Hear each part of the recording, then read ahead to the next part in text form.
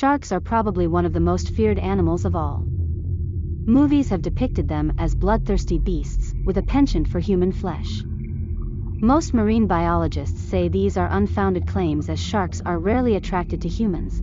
We'll watch 3 mysterious cases where the main suspect is a man-eater shark. Number 1. The arm in the shark case. In early 1935, Coogee Aquarium and swimming baths in Sydney, Australia were floundering.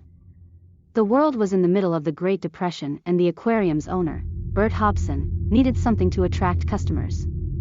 His spirits were lifted when he and his son caught a 14-foot, 1-ton tiger shark off the coast and put it in their pool. There had been numerous shark attacks in the area, and Hobson thought it was the perfect thing to save his business. About a week after catching the shark and in front of crowds of families, the shark began to convulse and vomit, spitting up a rat, a bird, and a human arm.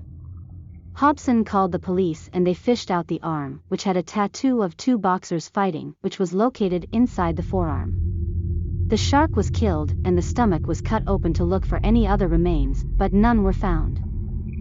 Using new fingerprint technology, they were able to identify the arm's original operator, to 45-year-old Jimmy Smith. He had been missing since April 7, 1935. Early investigations led police to a Sydney businessman named Reginald William Lloyd Holmes. Holmes was a smuggler who also ran a successful family boat-building business at Lavender Bay, New South Wales. Holmes had employed Smith several times to work insurance scams. And they had a partnership with Patrick Francis Brady, a convicted forger. With signatures from Holmes' friends and clients, Brady would forge checks for small amounts against their bank accounts, which he and Smith then cashed. Police were later able to figure out that Smith had been blackmailing Holmes. Smith has last seen drinking and playing cards with Patrick Francis Brady at the Cecil Hotel in southern Sydney after telling his wife he was going fishing.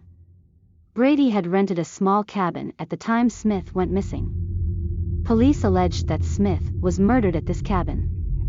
The water around the cabin was searched by the Australian Navy and the Air Force, but the rest of Smith's body was never found.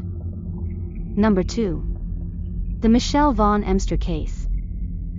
On April 15, 1994, in San Diego, California, around Sunset Cliffs, 2 surfers found the body of 25-year-old Michelle Vaughn Emster, floating face down in a kelp bed. The body was taken to the lifeguard headquarters. She was found naked, wearing only a brass bracelet and 2 rings. She had a butterfly tattoo on her shoulder and had long brown hair. Medical examiner Robert Engel also noted she had large, tearing-type wounds with missing tissue, as the body was missing most of its right leg. He believed that Michelle had not been in the water long and marked her death as unknown. Nevertheless, there was an overwhelming consensus that her death was caused by a shark attack. 1 day later, on April 16, a formal autopsy was conducted by a medical examiner. In addition to her right leg being missing from the thigh down, Michelle's neck was broken, as if she had been in a car wreck, and had broken ribs, scrapes, bruises, and contusions on her face. Sand was also found in her mouth, throat, lungs, and stomach. Furthermore, the autopsy revealed that she had been alive when the injuries were inflicted. According to the examiner's timeline, he concluded that she got into the water around midnight, and this was indeed a shark attack because lifeguards and marine biologists at Scripps Institution of Oceanography told him so. However, some things don't add up for the cause of death being a shark attack. The examiner had never seen a death caused by a shark before, and neither had anyone who initially saw the body. Additionally, many experts say today that this death wasn't caused by a great white, as the autopsy stated, including Ralph Collier, the leading expert in Pacific Coast white shark behavior and ecology. After seeing Michelle's body, Collier said, "When a shark bites off part of a limb, the break is clean, almost like you put it on a table saw. What remained of Michelle's femur was anything but clean, it was a mess." Plus, it's important to note, once Michelle's leg had been severed, she would have bled out quickly from a severed femoral artery. This would have made it extremely difficult to take a large breath, as she would have had to have done to get the sand into her stomach. This makes the theory that a shark forced her to the bottom of the ocean, where she took a breath and swallowed sand, extremely unlikely. Officially, Michelle's death is considered the result of a great white shark attack, but the true nature and circumstances of her untimely demise remain a mystery. Number 1. The high school teacher case. Sam Kellett, 28, was spearfishing with friends at the York Peninsula coastline in South Australia when he was fatally attacked in February last year.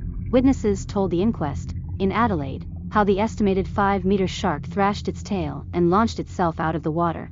Kellett's friends said they did not see the attack but saw a huge pool of red blood where Sam had been. The coroner said the group had been diving for about 3 hours when the wind changed, forcing them to return to their cars. One of the group reportedly heard a scream and turned to see a shark thrashing about in the exact spot where Kellett, a teacher at Glenunga International High School, had been moments earlier. In a statement, witness Aaron Whitaker said he was swimming on the surface when he heard pal Wyatt Raymount yell out to him. He said, "All of a sudden a white pointer shark came out the murky water vertically towards the surface just behind me and almost launched itself out of the water." Mr. Whitaker said poor visibility meant he could not see what the shark had grabbed, but saw a lot of blood in the water near Kellett's boat.